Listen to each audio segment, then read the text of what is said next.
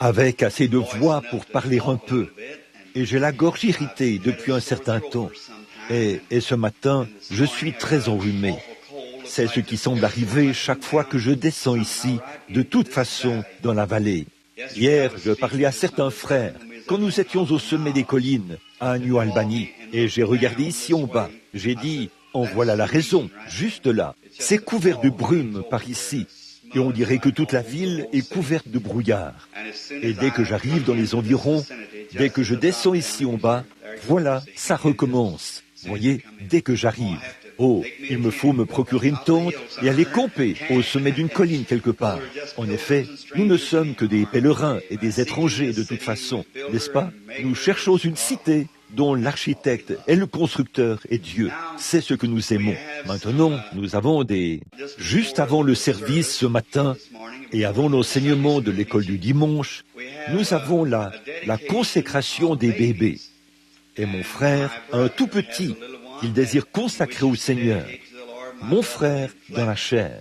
Et peut-être que certains d'entre vous, les mères et les pères qui sont ici, vous avez un petit enfant à consacrer. Eh bien, souvent dans la Bible, nous avons vu beaucoup de divisions dans les églises à cause des différentes théories sur le baptême des nouveau-nés et tout. Et donc, il y en a qui les prennent et les aspergent en guise de baptême des nouveau-nés. C'est à vous de décider de la manière dont vous voulez les consacrer. Mais au bout du compte, on en arrive à une seule chose, une consécration au Seigneur. Voyez?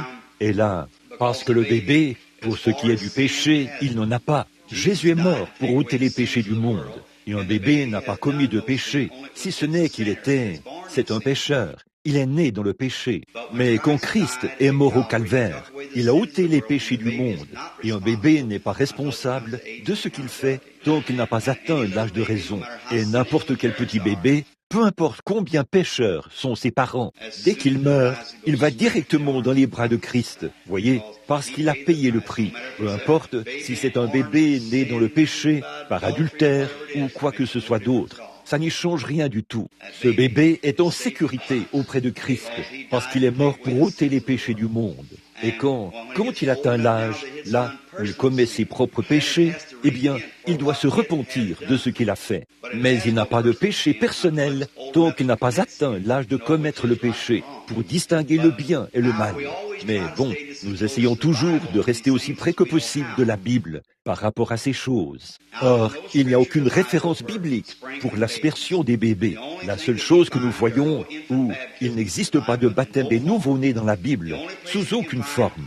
Le seul endroit qu'on peut trouver, qui est consigné ici dans les Écritures, où on a mené à Jésus des petits-enfants, et les prenait dans ses bras, et les bénissait, et disait, « Laissez venir à moi les petits-enfants, et ne les en empêchez pas, car le royaume des cieux est pour ceux qui le ressemblent. » Alors maintenant qu'il est retourné à Dieu, et qu'il est assis à la droite, en ce moment, dans son corps physique, qu'il est assis sur le trône de Dieu, il a donné à son Église le mandat d'aller par tout le monde, continuer les œuvres qu'il avait commencées ici quand il était ici sur terre, c'est-à-dire prêcher l'Évangile, guérir les malades, consacrer les enfants, et ainsi de suite. Alors il est demandé aux bien-aimés d'amener leurs petits-enfants au Seigneur, en les remettant à leur pasteur, pour qu'il les prenne dans ses bras et les présente par la foi à Christ, et demande à Christ de les bénir. Alors, si vous avez un petit enfant que vous n'avez pas consacré au Seigneur et que vous aimeriez l'amener, pendant que notre sœur joue au piano, amenez-les. Et nous pouvons le chanter. Combien connaissent ce vieux cantique? Amenez-les. C'est très bien. Maintenant, Monsieur et Madame Henry Branham vont s'avancer avec leurs tout-petits. Et tous ceux qui en ont et qui voudraient les amener, eh bien, amenez-les maintenant pour leur consécration. Très bien.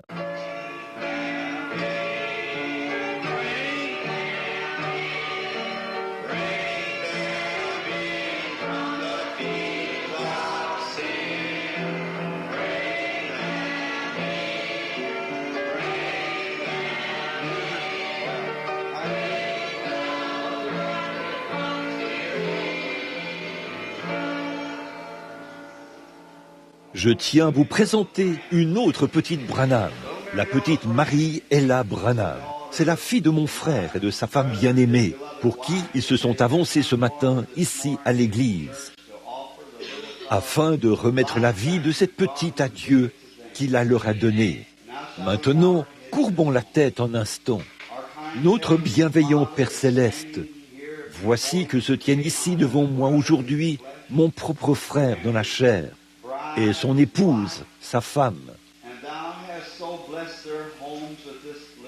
Et tu as béni leur foyer avec cette petite Marie-Ella pour leur donner de la joie dans les jours à venir. Je te remercie de ce qu'ils se sont souvenus d'où vient ce bébé et qu'ils l'ont amené aujourd'hui à l'église afin qu'au retour, ils puissent te la présenter. Et je te remets maintenant ce bébé dans les bras de la foi et je te demande de bénir cette petite que je tiens. Puisse-t-elle vivre et grandir. Et si Jésus tarde, puisse-t-elle être une de tes servantes pour te servir. Bénis son père et sa mère et accorde-leur, ô Dieu, la conduite de ton Saint-Esprit tout au long du voyage de la vie. Et un jour, quand ce pèlerinage terrestre sera terminé, puisse toute la grande famille être réunie dans la gloire. Accorde-le, Seigneur. D'ici là, puisse cet enfant grandir, être béni de Dieu, être en bonne santé et forte, et être un exemple de féminité dans les jours à venir. Et nous te donnerons la louange, car nous te présentons ce bébé maintenant, au nom de Jésus-Christ, ton Fils. Amen.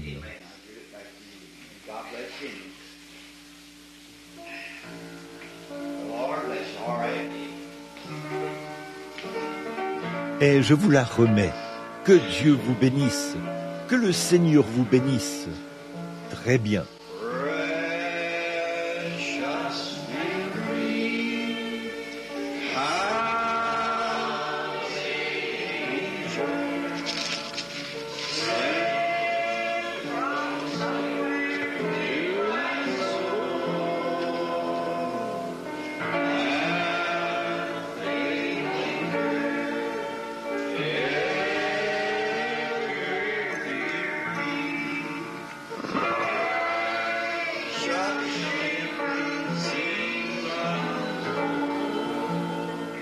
Combien nous donnons la louange à notre bien-aimé Seigneur pour tous les petits-enfants. Vous savez, c'est vraiment étrange de savoir qu'autrefois, nous étions petits comme ça. Et il y a quelque chose chez un bébé. Il est dépourvu d'égoïsme, tellement indulgent et tellement gentil. Même notre Seigneur s'est référé à eux quand il a dit « Si vous ne vous convertissez pas et que vous n'êtes pas comme l'un de ces petits, tellement doux. » Je remarque mon petit Joseph, qui est vraiment là de toucher à tout, et sa mère doit le corriger. Il tirera la lampe pour la faire tomber, ou quoi que ce soit d'autre, juste pour entendre cela frapper le sol. Et là, si sa mère lui donne une fessée, ou quelque chose du genre, il grimpe tout de suite dans ses bras, et l'entoure de ses bras, comme ça. Nous devons être indulgents les uns envers les autres, comme ces petits-enfants, pour pouvoir entrer dans le royaume. Maintenant, nous remercions Dieu pour ce petit bébé, la petite Marie-Ella Branham. Puisse-t-elle vivre, grandir et prospérer, et être une servante du Seigneur. Puisse le foyer dans lequel elle sera élevée être un foyer chrétien, afin qu'elle grandisse dans l'exaltation de Christ. Et maintenant, nous sommes... Merci, Sœur Gertie. Les petits-enfants ont maintenant pris leur place dans la pièce pour les classes de l'école du dimanche. Et le pasteur a annoncé où se tiendront les services aujourd'hui et demain soir. Cet après-midi, pour autant que je sache, il n'y a aucun service prévu, si ce n'est dans certaines petites missions que nous connaissons à Louisville, notre frère Durban et beaucoup d'autres. Je pense qu'ils ont une réunion le dimanche après-midi. J'ai reçu de nombreux appels. Bon nombre de gens sont devant les tribunaux et tout. Il faut prier pour eux. Des gens qui sont malades et affligés. Mes prochaines réunions se tiendront à Cleveland, dans le Tennessee, à partir de vendredi soir prochain, de vendredi à dimanche. Après cela, nous reviendrons directement à la maison et nous irons à South Bend, dans l'Indiana, pour y passer 2 soirées, à l'occasion de la consécration du temple. Frère R.E.S. Toms de Saskatoon, en Saskatchewan. Et de là, nous irons à Sturgis, dans le Michigan, pour passer 2 soirées de réunion à Sturgis, dans le Michigan. Puis, nous irons à Lima, dans l'Ohio, chez les baptistes, à la salle Memorial Auditorium, à Lima, dans l'Ohio. Ça sera du 23 au 27 janvier. Et de là, nous irons ensuite sur la côte ouest pour prendre part aux grandes séries de réunions qui se tiendront en Californie et en Arizona. Soyez en prière pour nous. Demain, ce soir, à 19h30, nous aurons des services d'évangélisation ici au tabernacle et tout le monde est invité. Et demain soir, je prêcherai chez Frère Cowbell à son service de veille de minuit. Je serai la partie du service qui m'est consacrée et de 21h à environ 21h30. Puis, je reviendrai ici au tabernacle où la réunion sera déjà en cours. Les pasteurs et les ministres seront en visite ici. Une partie du service du soir leur sera consacrée. Si vous aimez tous entendre des pasteurs prêcher et vous dire à leur manière comment commencer la nouvelle année et ce qu'il faut faire, eh bien, du point de vue des Écritures, eh bien, assurez-vous d'être ici demain soir. Les services commenceront à 19h30, comme d'habitude, à 19h30, et ils se poursuivront jusqu'à minuit, dimanche soir, et ensuite, ou lundi soir plutôt. Et après 21h, après que j'aurai terminé chez Frère Cowbell, je reviendrai directement ici, au tabernacle, pour commencer. Et c'est possible, peut-être que je terminerai la prédication que j'aimerais commencer ce matin, où ça me prend pas mal de temps. Je suis long, vous savez, mais j'aime que cela repose sur le bon fondement. Ainsi, pas besoin d'éparpiller cela partout. Je veux que cela reste là, et que ça croisse et prospère pour le Seigneur. Bon, il y a un ministre ici ce matin, un jeune ministre qui est censé loger, je pense, au motel Bel Air. Je suis censé le rencontrer de 14h à 15h cet après-midi. Et où est-il déjà ici? Là, j'ai oublié le nom du frère. Il vient du Tennessee. Il avait été guéri d'une fracture au dos lors de ma réunion. Et il est entré dans le ministère. Ce frère, là, très bien, c'est très bien. Était-ce de 14h à 15h? Était-ce bien ça? 15h. De 15h à 16h. Très bien. Et il y a aussi un autre ministre. Je ne sais pas s'il est déjà ici ou pas. Il vient de tout là-bas, dans le nord de la Colombie-Britannique. Un jour, alors que j'essayais d'attacher des sacoches sur des chevaux, je pense, ou quelque chose comme ça, j'avais une barbe à peu près longue comme ça. Je revenais d'une partie de chasse, il y a plusieurs années. Un homme s'est avancé là et m'a dit « N'êtes-vous pas Frère Branham ?» J'ai rencontré une jeune femme dans un magasin et elle m'a dit qu'elle n'avait jamais vu une femme, ou jamais vu la ville, une grande ville. Et je pense qu'il vivait à 6 ou 800 kilomètres d'une ville, ou peut-être plus loin encore, à des centaines de kilomètres d'une route goudronnée, dans une petite ville appelée East Pines. Je pense qu'il y a un seul magasin là-bas. Très loin, tout là-bas, ce couple s'est approché. Et ils sont en route pour Cuba. Je me demande s'ils sont ici ce matin. Oui, ils viennent du nord de la Colombie-Britannique. Juste ici. Eh bien, soyez bénis, frères. Nous sommes heureux que vous et votre femme soyez parmi nous. Ce sont des missionnaires qui sont de passage. Ils m'ont appelé ce matin du motel Star. Que le Seigneur vous bénisse. Je sais que tous nos frères seront heureux de leur serrer la main. Et un homme qui, à partir d'une photo, a pu me reconnaître malgré toute cette barbe. Il a un bon discernement. Très bien. Et ils ont fait preuve de beaucoup de courage en allant tout là-bas au nord, dans ce lieu où il n'y a presque personne. Tout là-bas à East Pines. Et c'est difficile de dire combien peu de gens il y a dans cette région.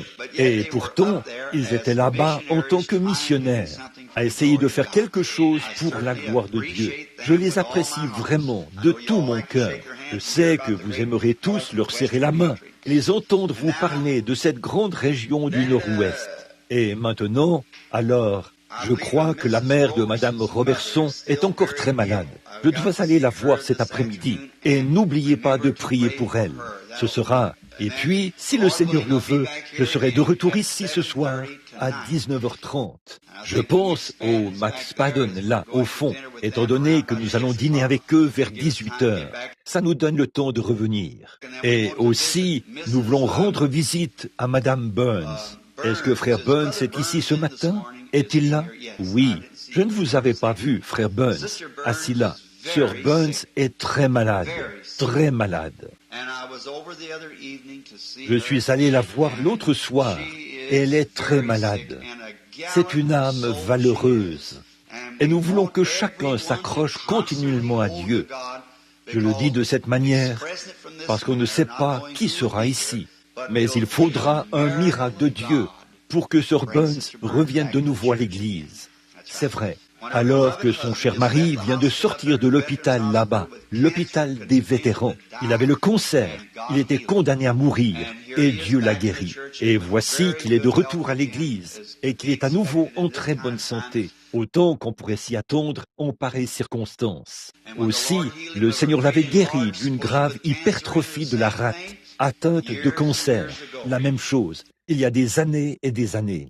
Je me souviens de ce moment exact, alors que frère Wood est assis là. J'avais pris de petites vacances. Nous étions dans les bois, en train de chasser l'écureuil, et quelque chose m'a dit, rentre à la maison. Je suis rentré à la maison, et je ne saurais jamais pourquoi, j'avais dû aller à Louisville. Et frère Wood, qui a grandi à Louisville, faisait le tour du mauvais pâté de maison en voiture, encore et encore et encore, pour essayer de venir me chercher. Et Dieu me retenait à un coin de rue, attendant que Sœur Burns vienne me le dire. Et c'était elle, cette brave femme, qui était venue me dire que son mari se mourait là, à l'hôpital. Et nous y sommes allés et avons prié. Et elle s'était agenouillée et avait pris cette photo, où on a pris la photo du Seigneur, la colonne de feu. Vous l'avez tous vue, je suppose. Elle l'avait posée sur le sol et elle avait dit, « Cher Dieu du ciel », avait-elle dit, « aide-moi à trouver frère Branham immédiatement. Il faut que je le voie. » Et elle avait dit, « Ange de Dieu, guide-moi jusqu'à lui. Voilà ce qu'il faut. » Puis elle s'était levée et était allée en ville payer une facture des services publics. Et elle avait été étrangement conduite à un autre coin de rue.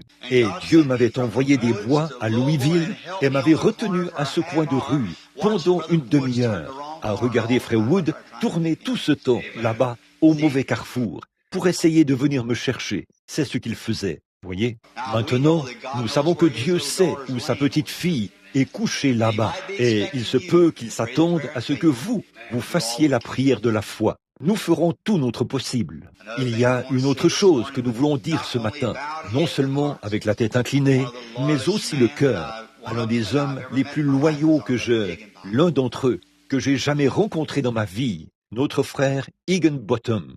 Ça, notre sœur bien-aimée est partie pour être avec le Seigneur Jésus, une vaillante soldate de Dieu. Que de fois l'ai-je vue venir à l'autel. Son désir profond avait toujours été de venir dans la ligne de prière, où le Saint-Esprit lui dirait ce qui n'allait pas chez elle. Elle désirait ardemment le faire. Et que de fois est-elle venue ici, sur cette estrade, pour essayer de voir si le discernement allait venir. Elle a même essayé dans d'autres réunions, à différents endroits, mais pour une raison ou pour une autre, ça ne venait tout simplement pas. Puis, il y a quelques semaines, je me suis rendu là-bas à l'hôpital, après avoir appris qu'elle était malade. C'était tard dans la soirée. Et lorsque je suis entré à l'hôpital et que je me suis assis près d'elle, c'est là que le Saint-Esprit est descendu. Il est remonté très loin dans sa vie, a tout révélé et a indiqué exactement ce qu'était le problème. Mais, chose étrange, sœur Higginbottom ne désirait même plus rester ici plus longtemps. Elle voulait partir. Quelque chose l'appelait. L'autre jour, elle a répondu à cet appel, de partir pour être près de Dieu. Et je m'en souviendrai toujours. Oui, ce n'est pas étonnant qu'on se sente mal quand on arrive dans cette ville. Elle a rejeté l'Évangile. Voilà ce qu'il y a. Et elle est condamnée. L'inondation de 1937 ne sera rien en comparaison de la fin de tout cela. Mais oui, elle est condamnée, absolument. Et c'est pour ça que l'Écriture est sur la muraille. Et là, c'est vraiment dommage. Nous possédons cette propriété, tout ce qu'il y a ici. Mais j'ai appris l'autre jour que l'un de nos frères a écopé d'une contravention pour s'être garé, même là, à la limite du terrain de l'église. Quelle honte! Je vais payer cette contravention si vous me faites savoir le montant. C'est lamentable. Oui, monsieur. Eh bien, je pense, nous en sommes toujours propriétaires. C'est du moins ce que déclare le titre de propriété. Venez vous garer à cet endroit-ci. Peut-être qu'à cet endroit, vous n'écoperez pas d'une contravention. Mais je suis heureux que nous soyons en route vers un endroit où on n'inflige pas de contravention. Pas vous? C'est vrai. Merveilleux. Oui, en effet. Bon, je vais juste essayer de parler brièvement ce matin parce que j'ai vraiment un rhume de cerveau et je suis congestionné. Et je veux prendre un sujet dans l'Ancien Testament et donner un enseignement pendant quelques instants, si le Seigneur le veut. Puis, peut-être ce soir, si je reviens, si le Seigneur le veut, et que j'arrive à temps, et que je ne suis pas trop épuisé. Oh, je viens de penser aussi, frère Kelly qui est assis ici, et sœur Kelly, doit venir me voir venez le plus vite possible après le dîner, parce que je dois m'occuper de beaucoup de choses cet après-midi, frère Kelly. Je me souviens que l'autre soir, là-bas, j'étais sur le point de partir pour un rendez-vous, lorsque vous êtes arrivé. Très bien. Bon, c'est très bien, sœur. Alors, donc, priez pour moi, et priez pour que mes décisions quant au Seigneur soient prises en sa faveur, du mieux que je peux. Maintenant, nous voulons prendre le vieux livre, l'ancien, le dernier, le premier livre, Genèse 35. Et nous souhaitons lire juste un petit passage des Écritures ici, dans le livre de la Genèse. Et notre prière, c'est que Dieu ajoute abondamment ses bénédictions, alors que ceci servira de toile de fond à quelque chose sur lequel nous désirons donner un enseignement. Combien aiment l'école du dimanche? Oh, ça, c'est... Combien savent où ça a vu le jour? Je ne vois aucune main. C'est un peu... Combien savent comment ça s'appelait à l'origine? Où est ma femme? Elle devrait le savoir. Très bien. C'était... Oui, un autre missionnaire. Que Dieu vous bénisse. Frère qui? Frère Naber. Où est-il? Voudriez-vous lever la main, frère Naber? Que Dieu vous bénisse, frère. Est-ce votre femme qui est là avec vous? C'est très bien, ça. Nous sommes heureux que vous et votre famille soyez parmi nous ce matin. Vous savez que vous êtes dans la volonté de Dieu. Voyez, vous devez l'être quand vous êtes missionnaire. Voyez-vous? Parce que la consigne générale, c'est aller par tout le monde et prêcher l'Évangile à toute la création. Un homme qui est un missionnaire. Oh, je ne me soucie pas trop. Le mot missionnaire est un mot très bien, mais j'ai un meilleur mot pour ça. Vous êtes un apôtre. Voyez, c'est vrai. Eh bien, que signifie le mot apôtre? Quelqu'un qui est envoyé. Que signifie le mot missionnaire? Quelqu'un qui est envoyé. C'est la même chose. Alors, les missionnaires, les prophètes, les évangélistes, les docteurs et les pasteurs font partie de l'Église. Pas vrai? Les apôtres, les prophètes, comme on les appelle. Alors, tant que vous êtes un missionnaire ou un apôtre, vous êtes un envoyé de Dieu pour accomplir une mission et vous êtes toujours dans le vrai. Que Dieu vous bénisse, c'est ma prière. Frères et sœurs, Foss sont en route pour Cuba, pour le champ missionnaire. Ils passent des régions glaciales du nord aux jungles tropicales du sud, car cet évangile doit être prêché dans le monde entier. Amen. Quel changement! D'où venez-vous, frères? En route pour Israël. Oh, j'aimerais. Je vois Mabel assise là-bas. Je demanderai à ma femme et à Mabel de chanter pour vous. Ils viennent de l'Est et de l'Ouest. Ils viennent de lointains pays, à la fête du roi, manger à sa table. Que ces pèlerins sont bénis, contemplant son saint visage, brillant d'un éclat divin, participant de sa grâce, les joyaux de sa couronne. Ce sera merveilleux ce jour-là, n'est-ce pas? Amen. Que le Seigneur vous bénisse en Israël. Et vous, là où vous allez, voilà mes bénédictions pour vous, frères, ce matin. Amen. Maintenant, avant d'ouvrir la Bible, nous savons que ceci est un texte et que Dieu en a écrit le contexte entre les lignes. Vous voyez? Alors, nous pouvons simplement lire le texte et laisser Dieu nous en donner le contexte. Alors, courbons la tête un instant pour la prière. Notre Père Céleste, au nom du Seigneur Jésus, nous te prions de prendre ces paroles que nous allons lire maintenant et de les faire pénétrer dans nos cœurs, et fais que nous venions doucement, tranquillement, humblement et avec respect dans ta présence. Puisse le Saint-Esprit prendre la parole de Dieu et nourrir chaque cœur, y compris le mien. Le veux-tu, Seigneur?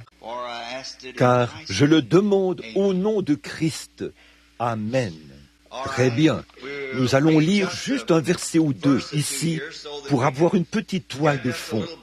La Genèse, c'est le chapitre des semences. Nous le savons. Très bien. Nous allons commencer au verset 15. Un homme le rencontra comme il errait dans les champs.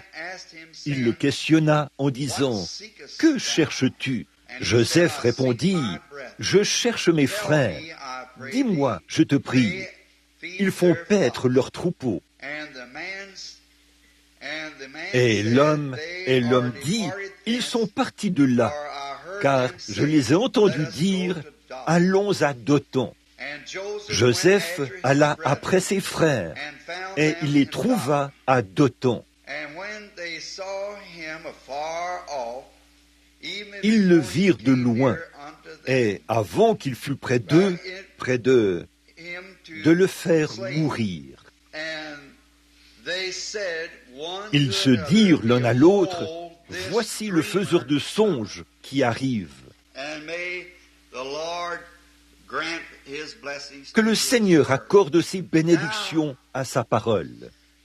Bon, pour moi, la Genèse est toujours... Vous ai-je dit de quel chapitre il s'agissait? C'est la Genèse. Je crois que, si j'ai bien vu, c'est Genèse 37, à partir du verset 15, pour vous qui le notez. Maintenant, je crois que j'ai dit 35 il y a un instant. J'avais 2 pages collées ensemble. Je suis désolé. Cette bonne vieille Bible Scofield, il m'est un peu difficile de la lire. Parce que j'ai plus de 40 ans, vous savez. Et on me dit qu'il me faut des lunettes de lecture. Je suis allé me faire examiner les yeux quand je me suis retrouvé en train de, sans cesse, éloigner ma Bible de moi. Et le médecin m'a dit qu'au bout d'un moment, mon bras ne sera plus assez long pour le faire. Et il m'a dit qu'il me fallait des lunettes de lecture. J'ai subi un examen de la vue et les résultats étaient parfaits, 10 sur 10. Mais je pouvais très aisément voir un cheveu qui traînait quelque part, là, sur le sol. Mais il a rapproché cela de moi. Il a dit, « Quand vous passez », il a dit, « Qu'est-ce qui fait que vos cheveux grisonnent ?» J'ai dit, « Je ne sais pas ». Il a dit, « C'est la vieillesse ». Il a dit, c'est ce qui arrive aux yeux d'une personne qui a plus de 40 ans. En fait, les globes oculaires s'aplatissent et il ne vous reste plus qu'à vous en accommoder. C'est tout. Et je n'arrête pas de remettre cela plus tard. Eh bien, je n'ai pas le temps d'y aller, mais je le ferai un de ces jours. J'irai me procurer des lunettes de lecture quand je me mettrai à enseigner davantage. Mais maintenant, je lis simplement un texte et je vais de l'avant. Et ceci, c'est... J'ai cette Bible depuis bien des années, et les caractères sont vraiment extrêmement petits. Maintenant, dans la Genèse signifie le commencement, le chapitre des semences. Et souvenez-vous, tout ce qu'il y a aujourd'hui a en fait commencé dans la Genèse. C'est là que tout a commencé. C'est là que le salut a commencé.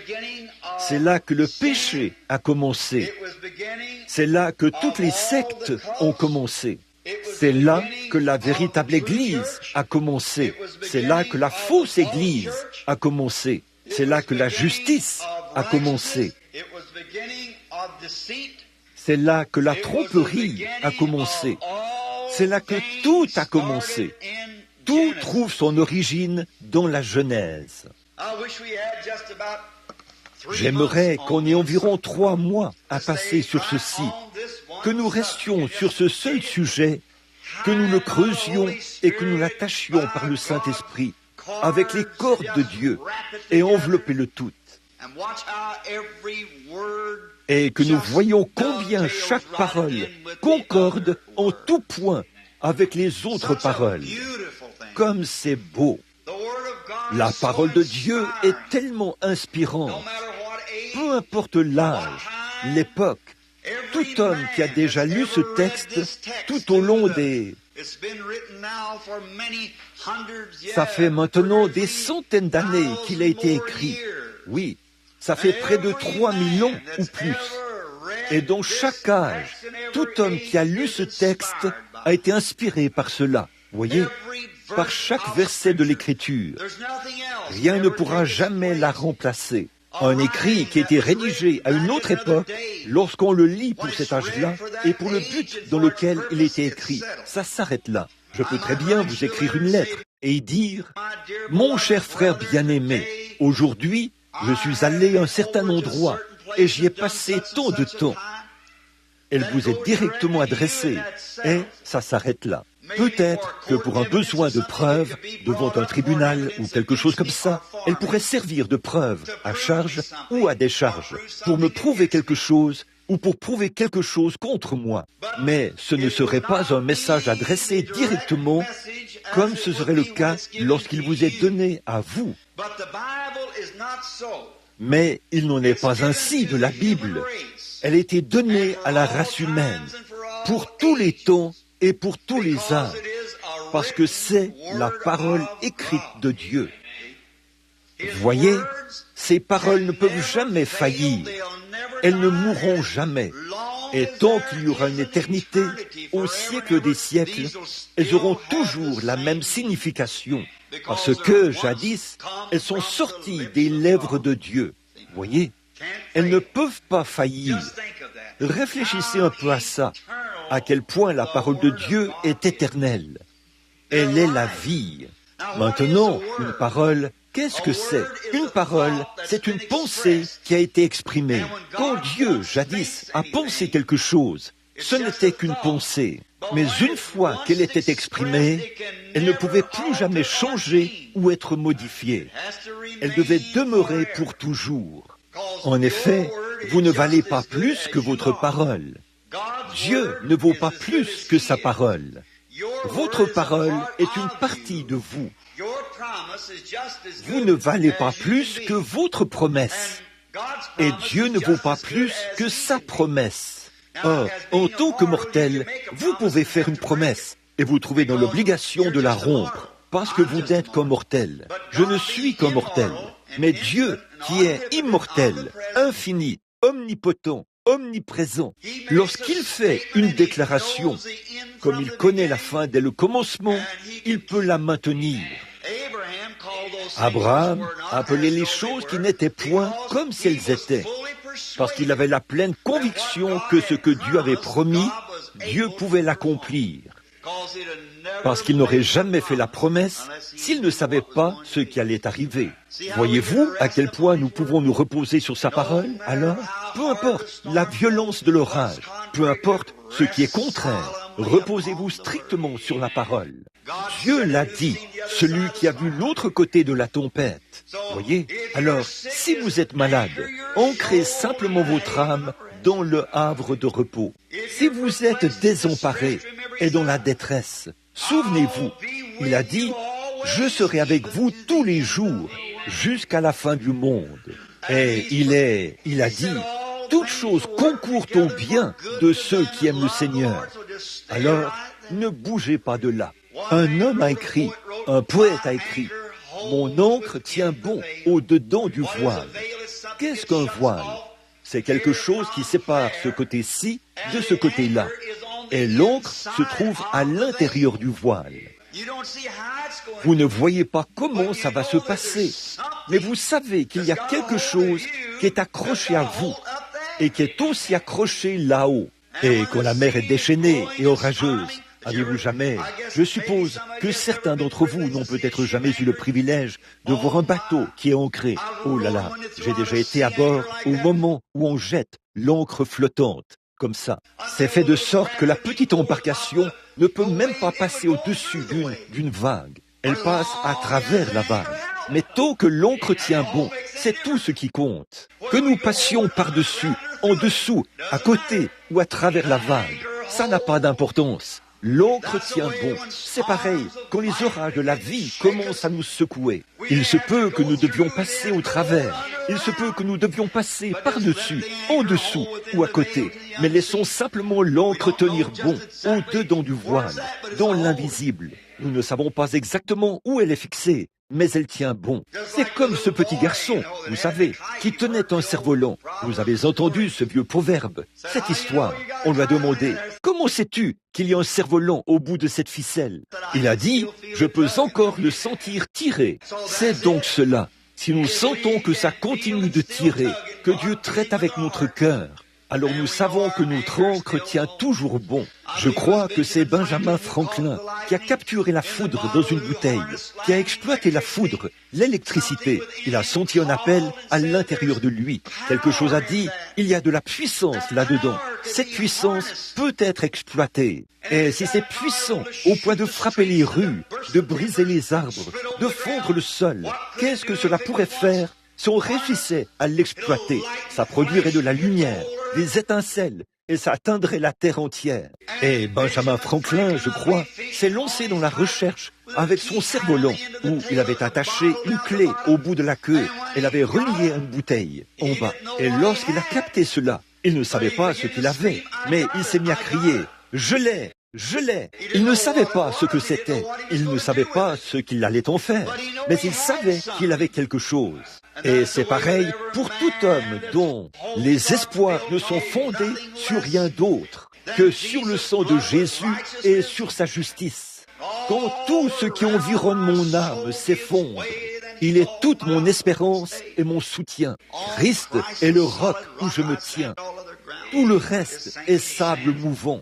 Une fois qu'on est né de nouveau, le Saint-Esprit prend sa place dans le cœur. Il se peut que des jeunes gens ne soient pas, ou des jeunes, ou peut-être des illettrés, peu importe ce que c'est. Il n'y a personne qui puisse l'expliquer.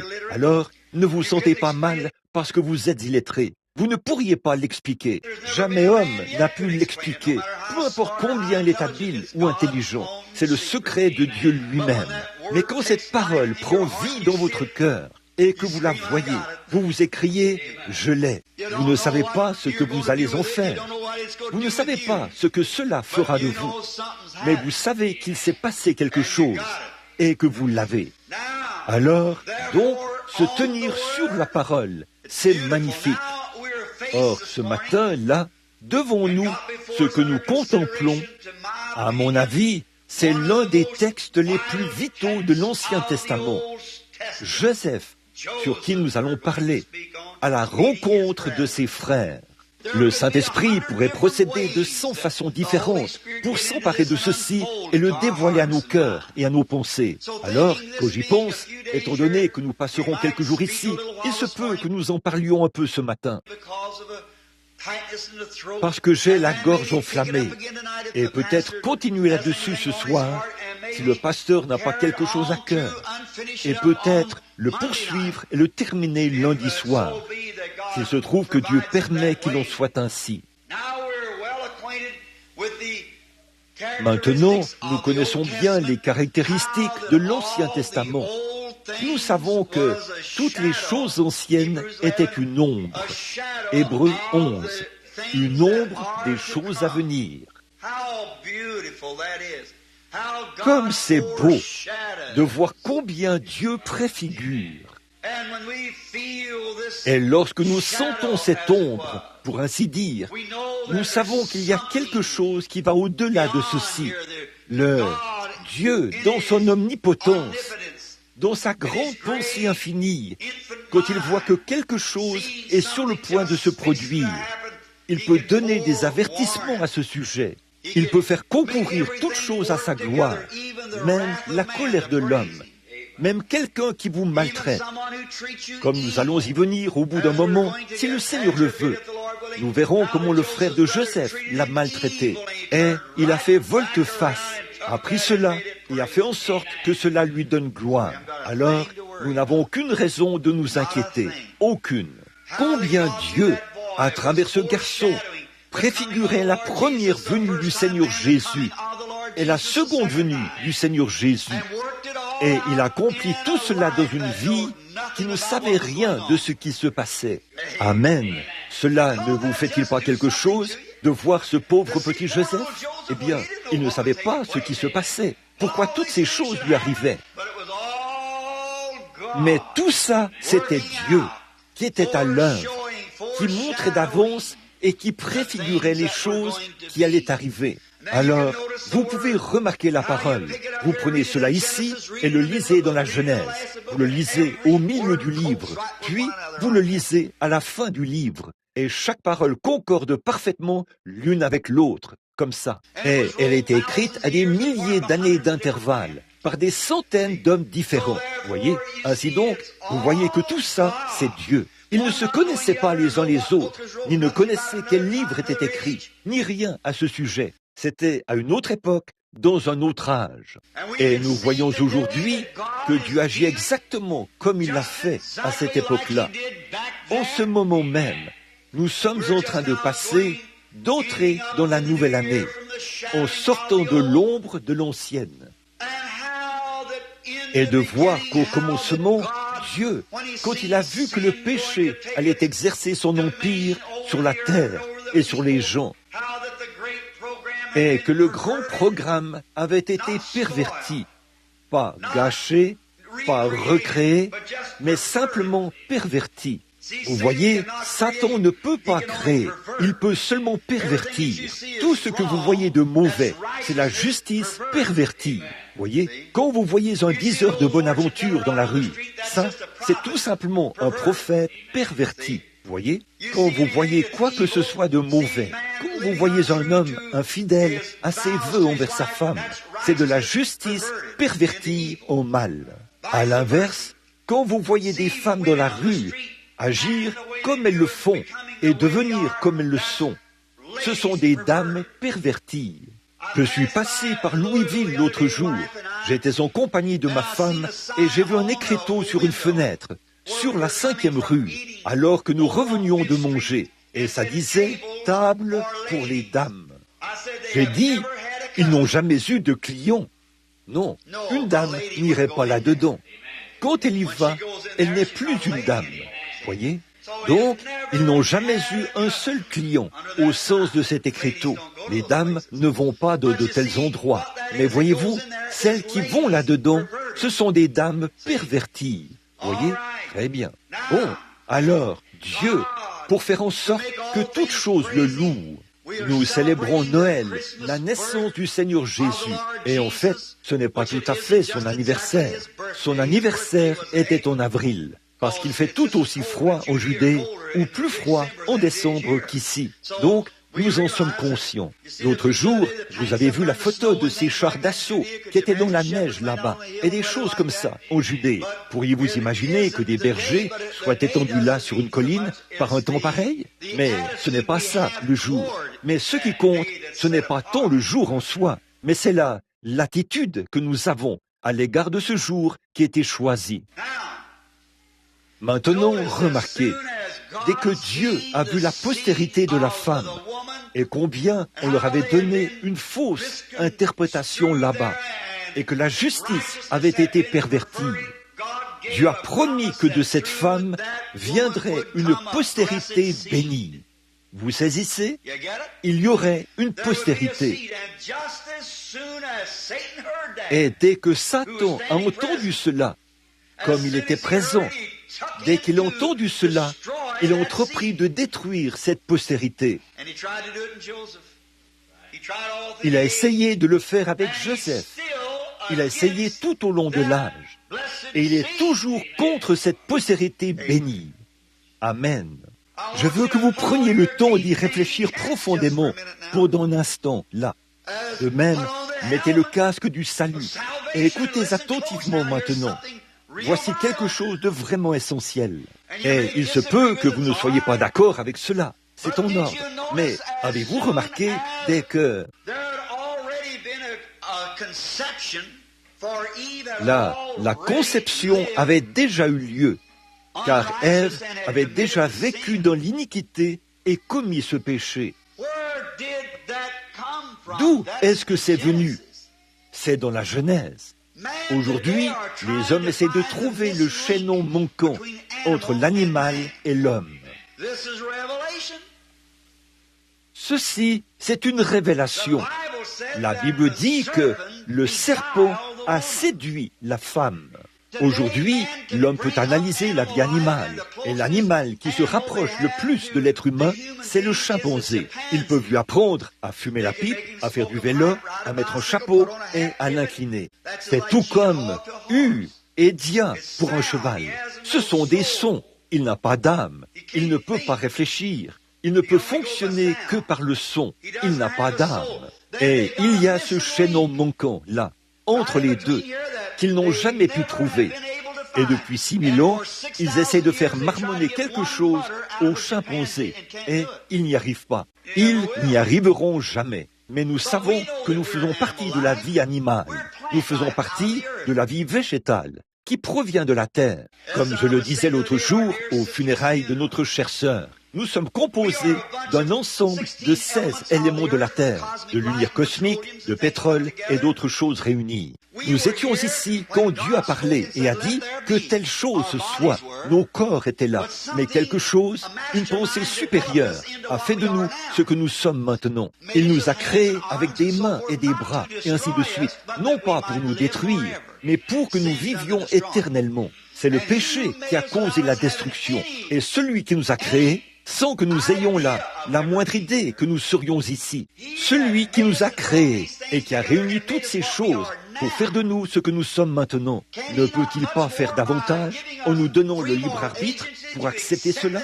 Et par la même parole qu'il nous a créés, il nous a promis qu'il nous ressusciterait. À combien plus forte raison tout ce pétrole se réunira-t-il, et les atomes, et ainsi de suite, par la parole de Dieu? Or, au commencement, quand Dieu a parlé, Satan se tenait là et l'avait entendu. Et les gens essaient de trouver ce chaînon manquant. Je vais vous le dire par révélation, si vous voulez bien recevoir cela. Cette personne qui manque entre l'animal et l'homme, c'est le serpent, avant qu'on le prive de ses jambes. La Bible dit, il était le plus rusé de tous les animaux. Pas un reptile, de tout le champ. C'est lui qui a séduit la femme par sa beauté et elle a conçu. Et donc, quand il a fait ça, Dieu, voyant le péché qui arrivait, a prononcé une malédiction sur lui, à tel point que la science ne trouvera jamais un lien entre ce serpent, tel qu'on le connaît aujourd'hui, et l'espèce humaine. Mais le voici, l'être déchu et dégradé, qui a fait le lien avec cette vie animale. Voilà, Dieu a caché ces choses aux sages et aux intelligents, mais il va les révéler aux enfants, lesquels sont disposés à apprendre. Voyez, la voilà, la personne qui est déchue, le serpent. Il a été rabaissé du plus, lui, le plus rusé, le plus grand, le plus beau, l'être qui ressemblait le plus à l'humain. Et là, à cause de ce mal qu'il a commis avec Ève, il l'a réduit à un reptile pour qu'il marche sur son ventre tous les jours de sa vie et il aura la poussière pour nourriture. Voilà jusqu'où la science peut arriver. Et là, leur argument ne tient plus. Remarquez là, dès que la femme a vu qu'elle elle était séduite. Elle n'a pas introduit le péché. Elle a été séduite. Elle pensait que c'était juste. Mais Adam n'a pas été séduit, dit la Bible. Il était conscient que c'était mal. Et elle l'a amené à faire la même chose que la bête. Elle a donné naissance à son premier fils. Et en ce garçon se trouvaient tous les traits de caractère du diable.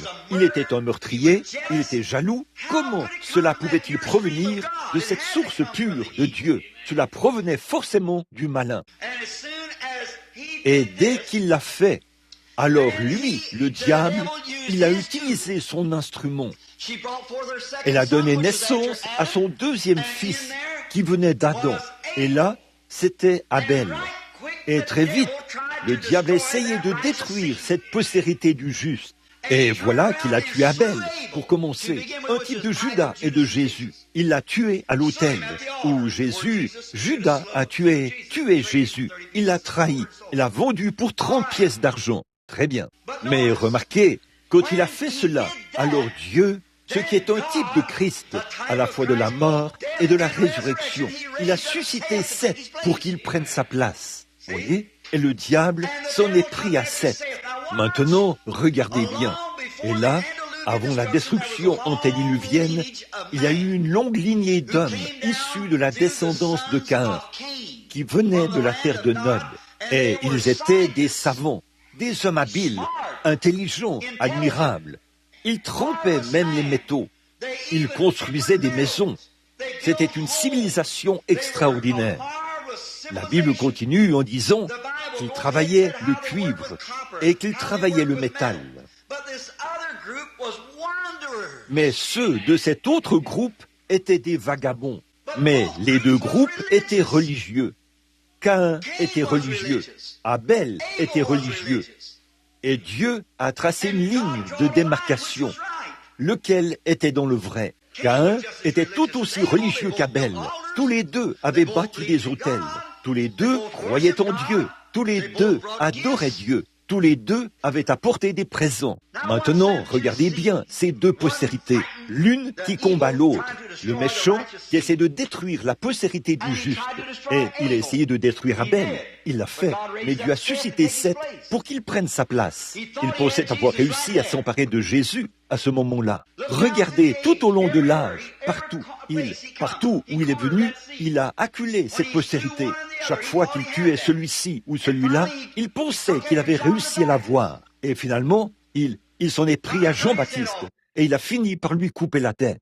Il pensait qu'il l'avait eu à ce moment-là, mais il a découvert qu'il était ici, en Jésus. Il a tué tous les bébés. Et Moïse, il a essayé de tuer Moïse.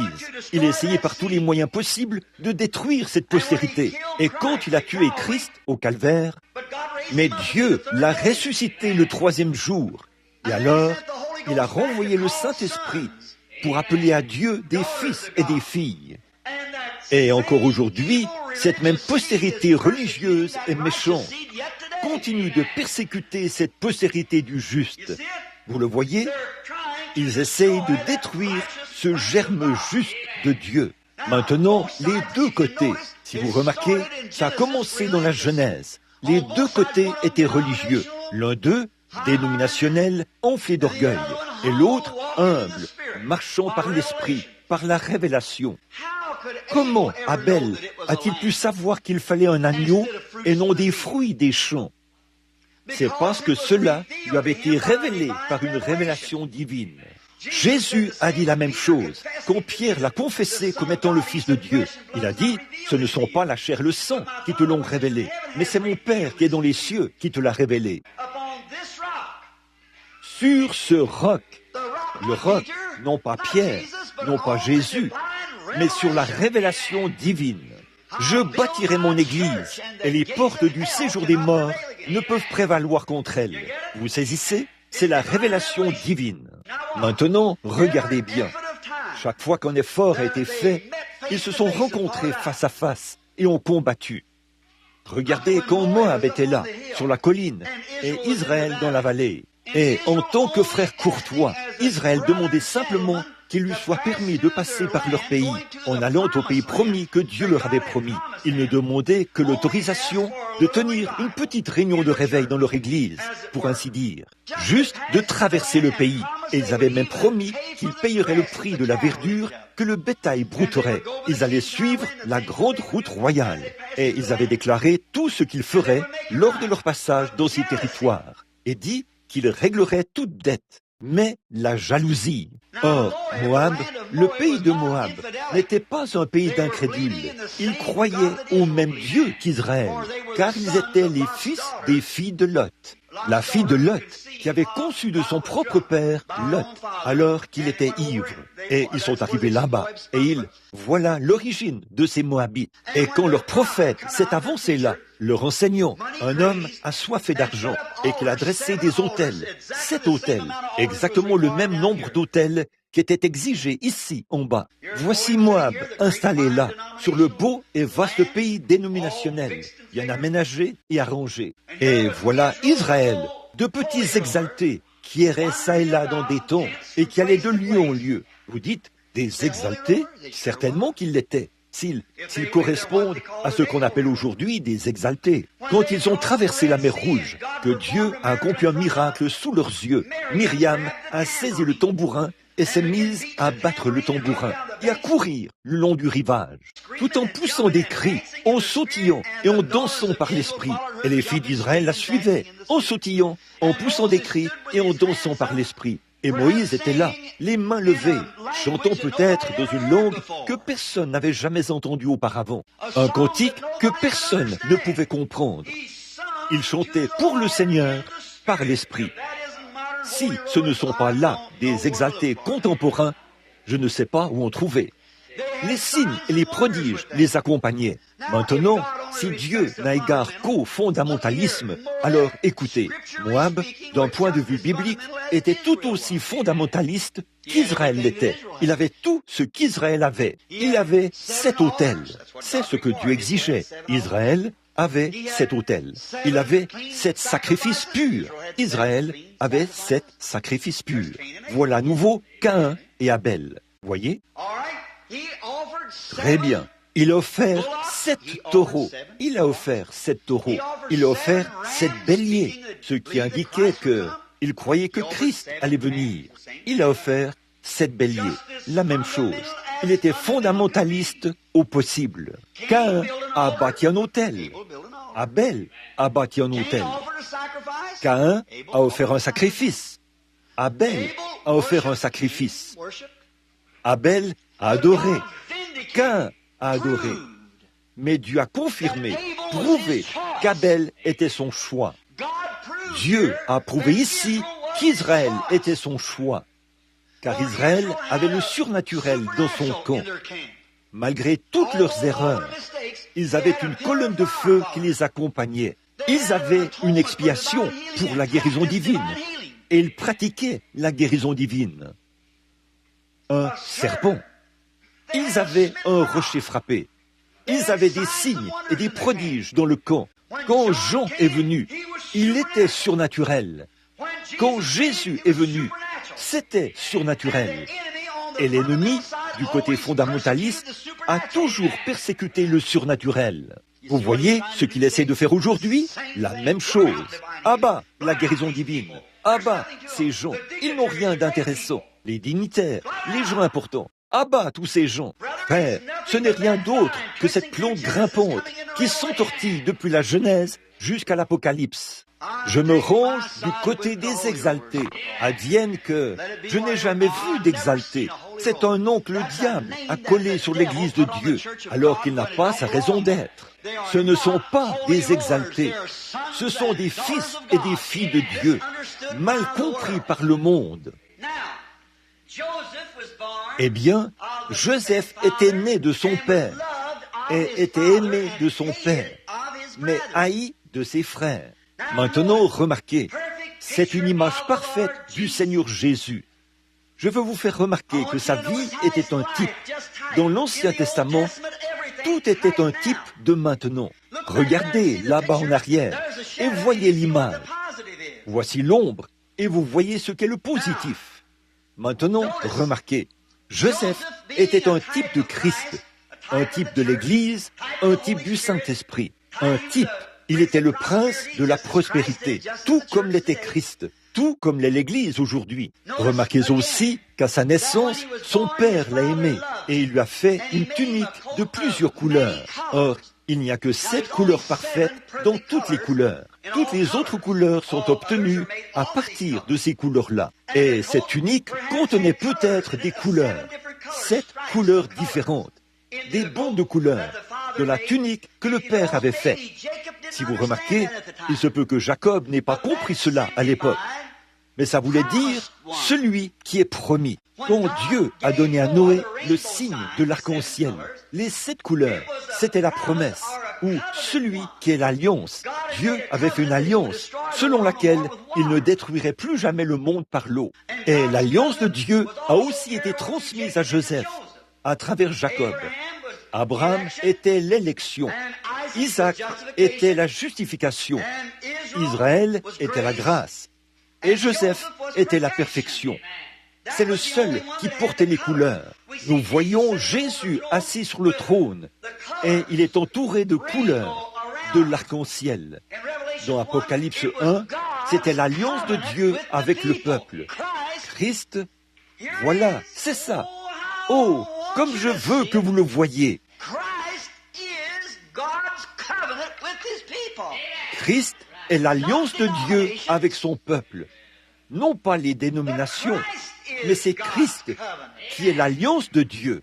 De même que Joseph était haï, Christ est haï aujourd'hui. Ils ne veulent pas dire qu'ils haïssent Christ, mais leurs œuvres prouvent ce qu'ils font. Ils s'opposent à ses moindres faits et gestes. Ils parlent de ses actes, de ses œuvres, de ses merveilles. Voyons, bien sûr que nous avons aussi Satan qui combat dans le camp, certainement, et ils mettront en avant les paroles de Satan. Mais peu m'importe ce que Satan fait pour essayer de semer la confusion. La parole de Dieu demeure parfaite et sa promesse est parfaite. Je ne voudrais jamais me ranger du côté de ce groupe-là. Remarquez, il était là, l'alliance. Christ avait l'aspect d'une pierre de jaspe et de sardoine dans l'Apocalypse. C'était la pierre du pectoral, la pierre de naissance plutôt, de Ruben jusqu'à Benjamin. C'était le reflet de la sardoine et du jaspe qui, par le reflet qu'ils produisaient ensemble, sous la lumière de Dieu, formaient l'alliance autour de Christ, l'arc-en-ciel. Et qu'est-ce que cela représente? Ruben, le plus vieux, Benjamin, le plus jeune. Du premier au dernier, il était celui qui était, qui est et qui vient. La racine, la postérité de David. Il est l'étoile du matin. Il est de A à Z. L'alpha, l'oméga. Le reflet de Dieu, depuis le commencement du temps jusqu'à la fin du temps. Le voilà, l'alliance de Dieu avec son peuple. Et toutes ces autres choses, Joseph, David, tous les prophètes, n'étaient qu'un reflet. Amen. Il présentait un reflet de la vraie postérité depuis le jardin d'Éden, jusqu'au moment où il viendra pour la seconde fois, dans la gloire, pour recevoir son peuple et son Église. Voilà, c'est ça, c'est beau à voir. Joseph, ses frères étaient arrogants avec lui. Ils le haïssaient sans cause, parce qu'il était inspiré de manière surnaturelle. Vous saisissez? Caïn haïssait Abel sans cause, parce qu'il était inspiré de manière surnaturelle. Moab haïssait Israël sans cause, parce qu'ils avaient la guérison divine, des signes, des prodiges et des miracles. Ils le haïssaient sans cause et ne voulaient pas le laisser traverser. D'avoir la femme de ton frère. Amen. Maintenant, mes chers amis, je veux vous rappeler quelque chose. Et je veux que vous le placiez sous la 5e côte, sur le côté gauche, dans la tente de ce compartiment qu'on appelle le cœur. Jamais, dans aucun âge, ni à aucun moment, Dieu n'a inspiré un homme où ce dernier s'est rangé du côté religieux, des soi-disant gens religieux du monde. Jamais il ne s'est rangé du côté des dénominations. Il s'est toujours élevé contre cela, contre les dénominations de son jour et contre l'ordre religieux de son jour. Montrez-moi un seul prophète, montrez-moi un seul endroit dans la Bible où un homme de Dieu s'est conformé aux soi-disant mouvements religieux de son époque. Amen. Même Élisée, après qu'on a construit l'école des prophètes, eh bien, quand il est allé là-bas, il voulait qu'il parte. Il a dit, c'est trop en ordre ici. Vous voyez, Akab et les conducteurs religieux de son temps. Élisée s'est séparé et est allé sur la montagne du Carmel. Regardez Jean-Baptiste, il s'est séparé. Il n'est même jamais allé à leur école pour apprendre leur théologie. Mais Dieu l'a envoyé dans le désert afin de le préparer à une œuvre. Le groupe de Caïn n'a jamais pu faire porter à un homme de Dieu sa veste ecclésiastique. Ça ne lui ira pas. C'est vrai. Remarquez, tout au long des âges, et quand Jésus est venu, jamais il n'a consulté les théologiens, mais il les a traités de bande de vipères ou de serpents dans l'herbe. Jamais les disciples ne se sont conformés à l'une de leurs dénominations. Ils étaient du côté d'Abel. Jamais Joseph ne s'est conformé à eux. Il était haï et rejeté pour les mêmes raisons que tous les autres. Parce que Dieu était avec lui d'une manière surnaturelle et d'une manière différente qu'il l'était avec tous les autres. Et il le haïssait sans cause. Caïn haïssait Abel sans cause. Les frères haïssaient Joseph sans cause. Et aujourd'hui, le monde dénominationnel, peu importe combien il est grand, je lève mon chapeau et je dis « Grâce soit rendue à Dieu pour eux ». Mais malgré tous leurs grands enseignements, leurs grandes églises, les grandes choses, malgré tout cela, Dieu appelle des hommes qui n'ont rien à faire avec cela. Parce que ces gens-là refusent de s'aligner sur le surnaturel. Il y a un mouvement en cours aujourd'hui et ils haïssent ce mouvement sans cause. L'autre jour, j'ai entendu un homme faire une déclaration qui a presque changé mon sang en eau. Du fait d'entendre cela d'un homme qui a de l'influence, un grand prédicateur baptiste. Et il disait que ce n'était pas conforme aux Écritures pour quiconque d'adorer la Vierge Marie. Oh, comme c'est vrai, c'est vrai. Il a dit qu'il n'y avait aucun passage de l'Écriture qui dit d'adorer qui que ce soit d'autre que Christ. C'est vrai. Il a dit Dieu était en Christ et en lui était la plénitude de la divinité. C'est vrai. Et puis, après tout ce bel et merveilleux enseignement sur l'Écriture, il a fait volte-face et a dit « Jamais il ne s'est produit de miracle dans le monde ». Comme il est farouchement opposé à la guérison divine, il a fait volte-face et a dit « Il n'y a jamais eu de miracle qui ait été fait après la mort de Christ. Personne n'a jamais ressuscité les morts après Christ, parce qu'il était le seul à avoir la vie éternelle. » Mais moi, je vous dis que Jésus-Christ, le Fils de Dieu, a dit à ses disciples, « Allez, prêchez l'Évangile, guérissez les malades, ressuscitez les morts et purifiez les lépreux. » C'est ce que Jésus a dit à ses disciples. Comment les hommes peuvent-ils avoir un tel aveuglement religieux? Ils deviennent étroits d'esprit à cause des barrières dénominationnelles. Et ils haïssent leurs frères sans cause. Vous le voyez, tellement étroits, tellement petits. Ils le font à cause de leur prestige. On a demandé un ministre, un grand ministre au pays aujourd'hui, pourquoi il n'avait pas reçu le baptême du Saint-Esprit après que cela lui avait été présenté par de grands hommes comme lui, qui avaient reçu le baptême du Saint-Esprit. Il a dit, ça nuirait à mon ministère. Si vous me dites, à n'importe quel moment, ça pourrait nuire au ministère d'un individu, mais ça ne nuira jamais au ministère de Jésus-Christ, qu'on doit s'efforcer de continuer à remplir. Cela fera avancer la cause du ministère de Jésus-Christ. Mais ce monsieur docteur a dit que jamais personne n'avait été ressuscité des morts.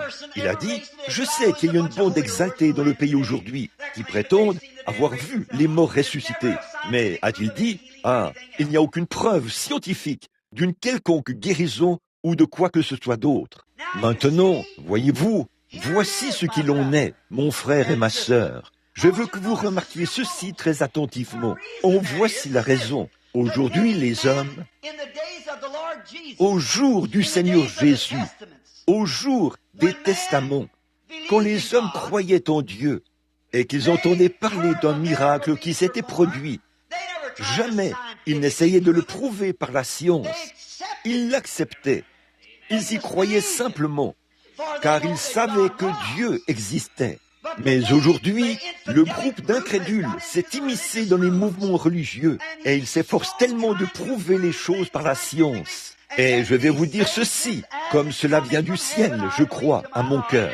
Il n'y a jamais eu une époque où on a pu prouver cela, parce que si l'on peut prouver Dieu, alors on ne peut plus l'accepter par la foi, puisqu'il y a une preuve.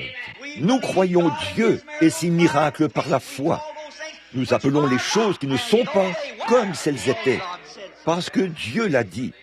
Peu importe ce que c'est. Abraham ne pouvait pas prouver que les canaux lactaires de Sarah n'étaient pas desséchés. Il ne pouvait pas prouver que les trompes et tout avaient reçu la fécondation. Il ne pouvait rien prouver de tout cela. Il ne pouvait peut-être pas prouver par les tests réalisés sur la semence qu'ils étaient fertiles. Mais il l'a quand même cru et il a rejeté tout ce qui était contraire. Et il a appelé les choses qui n'étaient pas comme elles étaient. Parce qu'au-dedans du voile, l'espérance de Dieu reposait sur la parole de Dieu et appelait ces choses, qu'elles aient été scientifiques ou non, la vérité. Parce que Dieu l'a dit. Voilà, nous croyons. Par la foi, nous le recevons. Mais si le frère, je ne conteste pas avec lui, je ne crois pas en cela.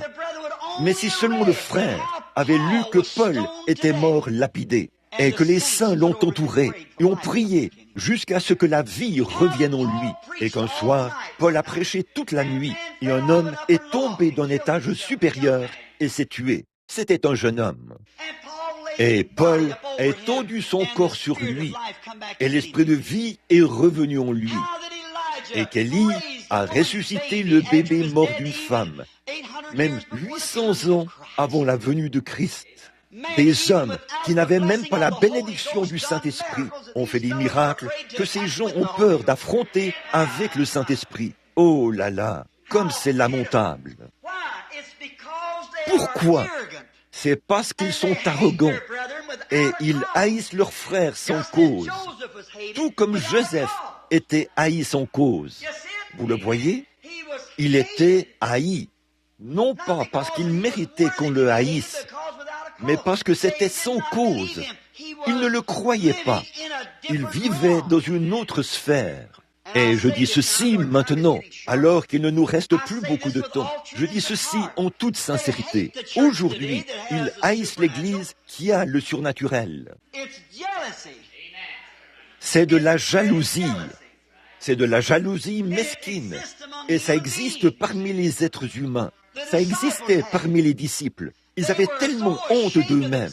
En effet, 10 jours auparavant, Dieu leur avait donné le pouvoir de guérir les malades, de chasser les démons et de ressusciter les morts. Et ils avaient été confrontés au cas d'un garçon épileptique. Et ils avaient échoué. Et Jésus, quand il est descendu de la montagne, il a guéri le garçon. Et ils lui ont demandé, pourquoi n'avons-nous pas pu le faire ? Il n'a pas dit, j'ai repris ma puissance. Il a dit, je vous donne la puissance. Je peux vous montrer où il a donné cela à l'Église, mais vous ne pouvez pas me montrer où il a repris cela. Voyez ? Sur quoi Jésus a-t-il basé ses paroles solennelles ? C'est à cause de votre incrédulité. Et après cela, quelques jours plus tard, ils ont rencontré un homme qui n'était pas de leur sphère ecclésiastique. Il avait entendu Jésus prononcer ces choses et il faisait le travail. Il chassait les démons. Et Pierre et Jean sont venus lui dire qu'à défaut de faire partie de leur groupe, ils n'avaient pas le droit de faire ces choses. Tu dois marcher avec nous et te joindre à nous. Nous sommes l'Église et tu dois le faire. Il leur a dit de s'occuper de leurs propres affaires. Ils se débrouillaient plutôt bien, sans adhérer à leur organisation. Donc, c'est comme ces espèces de petites poules mouillées que nous avons aujourd'hui, mues par ces petites idées puériles, juvéniles. Ils sont revenus et ont dit, nous l'avons trouvé en train de chasser les démons. Et quel était le problème ? Ils étaient jaloux parce qu'ils faisaient ce qu'ils n'étaient pas capables de faire. Ils étaient devenus charnels. Les yeux de leur cœur étaient comme ceux des frères de Joseph. Ils n'avaient pas encore été éclairés. Alors, ils sont revenus, ont médit de lui et rapporté cela à Jésus. Et Jésus a dit, laissez-le tranquille. Amen. Il fait du bon travail. Il fait ce que je vous ordonnais de faire. Et vous n'y arrivez pas. De ces pierres, Dieu peut susciter des enfants à Abraham. Ainsi donc, mes bien-aimés frères méthodistes, baptistes et presbytériens, quand vous pensez que ça doit forcément passer par votre Église, Dieu peut, de ces exaltés, susciter des pierres à Abraham. C'est vrai, il trouvera quelqu'un qui fera son travail. C'est vrai, malgré tous leurs échecs, leurs bévues et quoi encore qu'ils font. Et Israël a aussi fait la même chose. Cette postérité du juste continue à avancer. Je suis si heureux de pouvoir dire que je suis l'un d'entre eux. Par la grâce de Dieu, aujourd'hui, nous sommes l'un d'entre eux. J'en suis si heureux, pas vous? Mon cœur se réjouit en ce début de la nouvelle année de savoir que Dieu, par sa grâce étonnante, a inclus mon nom dans le livre de vie pour me faire comprendre que je suis associé à son peuple qui est rejeté. Et comme les disciples, je pourrais dire ceci, c'est un privilège pour moi de porter l'opprobre de son nom. Oui, monsieur, je suis si heureux d'être l'un d'entre eux. Bon, là, nous allons commencer avec Joseph au prochain service, qui pourrait être ce soir ou lundi soir, l'un des deux, parce que notre temps est écoulé. Mais je l'aime. Vous l'aimez, n'est-ce pas? Il est merveilleux. Et je suis si heureux aujourd'hui de pouvoir me joindre à cette longue liste de méprisés et de rejetés, de gens haïs par les ecclésiastiques d'un bout à l'autre du pays. Les voici, ils sont les plus bas. C'est vrai, les ecclésiastiques, du point de vue du monde, de l'instruction et d'un point de vue social, ils sont au-dessus d'eux. Et nous sommes heureux d'être humbles. En effet, ceux qui s'humilieront, Dieu viendra un jour une seconde fois dans la gloire pour exalter son Église. D'ici là, combattons pour la foi qui a été transmise aux saints une fois pour toutes. Prions. Maintenant, pendant que nous avons la tête inclinée, je me demande s'il y aurait une personne ce matin, ou plusieurs, je l'espère, qui n'a pas encore accepté ce Christ et ses grandes bénédictions et ses grandes puissances. Et nous nous demandons aujourd'hui si vous feriez votre choix aujourd'hui et que vous diriez « Seigneur Jésus, me voici, de tout mon cœur, je désire être ton serviteur et prendre le chemin avec le petit nombre des méprisés qui appartiennent au Seigneur. Je vois maintenant, Seigneur, que ce qui compte, ce n'est pas ce que dit le monde, mais ce que dit ta Bible. Ce n'est pas important le nom que le monde colle sur moi. Ils me haïssent comme ils ont haï Joseph. Ils me haïssent comme ils ont haï Abel. Ils me haïssent comme ils ont haï Jean. Ils me haïssent comme ils ont haï Daniel. Ils me haïssent comme ils ont haï Ézéchiel, Zacharie. Ils me haïssent comme ils ont haï Jésus. Ils me haïssent comme ils ont haï les apôtres et ceux qui t'ont suivi sans cause. Seigneur, je prie pour eux. Avez-vous déjà reçu une expérience comme celle-là, que vous êtes sortis et nous sommes un sacerdoce royal, une nation sainte qui offre à Dieu des sacrifices spirituels, c'est-à-dire les fruits de nos lèvres qui lui donnent la louange. Pourriez-vous tenir ferme dans ce monde agité? Pourriez-vous tenir ferme devant votre patron? Pourriez-vous tenir ferme avec un cœur humble, avec le cœur rempli d'amour pour les pécheurs de ce monde, avec la vie de Christ en vous, et rendre témoignage et donner la louange à la gloire de Dieu? Si vous n'avez pas cette expérience, pourquoi ne pas commencer le monde, la vie, tout recommencer aujourd'hui, en levant la main vers lui pour dire « J'accepte maintenant cela, Seigneur, et je veux que tu me donnes le baptême de l'Esprit. » Maintenant, notre Père Céleste, la petite église ce matin se tient là, comme nous le savons, harcelée, prise pour cible. L'ennemi l'a opprimée en lui lançant ses flèches. Et nous prions pour leurs âmes pécheresses, Seigneur. Ils ne savent pas qu'ils sont aveuglés par le Dieu de ce monde. L'Église, en général, partout dans le monde aujourd'hui, l'ennemi, les gens religieux, leur ont tiré dessus avec toutes les flèches possibles. Mais malgré tout cela, le grand réveil continue à avancer. Des milliers d'enfants humbles, pauvres, négligés, sont venus en trébuchant dans ces lieux et ont vu ta main miraculeuse. Et ils ont été remplis du Saint-Esprit, et ils ne font plus partie de ce monde. Ils sont des pèlerins et des étrangers. Ils ne s'intéressent pas au monde, mais ils cherchent une cité à venir, dont Dieu est l'architecte et le constructeur. Ils ont vu ta puissance de guérison pour guérir les malades, tes signes et tes prodiges s'opérer parmi ton peuple. De grandes choses ont déferlé. Malgré ces endroits, on condamne cela et on essaye de les démolir. Tes serviteurs sont allés de l'avant et ont déclenché un réveil. Et ils ont fait entrer les humbles dans le royaume de Dieu. Ce matin, nous avons le privilège d'avoir parmi nous ces missionnaires qui s'en vont dans d'autres pays. L'un d'eux s'en va en Israël. Oh Dieu, voilà, c'est ça. Répands sur lui ton esprit, Seigneur. Fais que de grandes choses s'accomplissent et que cela amène ces pauvres juifs errants à revenir. Puissent-ils recevoir le Saint-Esprit comme l'ont fait leurs pères au début. Voici un frère qui s'en va à Cuba, là-bas dans les îles. Tu as dit, jusqu'aux extrémités de la terre. Quelque chose tire, fait vibrer le cœur de ses frères. Ils quittent leur foyer, leurs proches, et ne font aucun cas des plaisirs et des bons moments de ce monde. Mais ils s'en vont là-bas, dans les contrées arides, devant l'opposition, ceux qui essayent d'arrêter l'œuvre. Mais tout comme le bœuf qui menait le chariot dans lequel se trouvaient les commandements et l'arche de l'alliance. Ils ont laissé leurs petits meuglés et ils ont descendu la route en mugissant, en chantant, en se rendant au rocher. Nous te remercions pour chaque ministre. Ce matin, nous voyons aussi frère Jean de l'Allemagne, qui est assis là dans notre assemblée. Il a grandi dans la pauvreté. Il s'est promené d'un bout à l'autre du pays avec un petit chariot pour prêcher l'Évangile. Nous te remercions pour lui et ces jeunes hommes et d'autres ministres qui sont assis tout près et tous les laïcs. Quand j'ai demandé, Père, croyant que dans un temps comme celui-ci, que si un homme ou une femme n'avait pas Christ dans son cœur, ils auraient certainement levé la main après avoir vu toutes les preuves de l'Évangile qui démontrent que tu es le même et que ton Église est la même.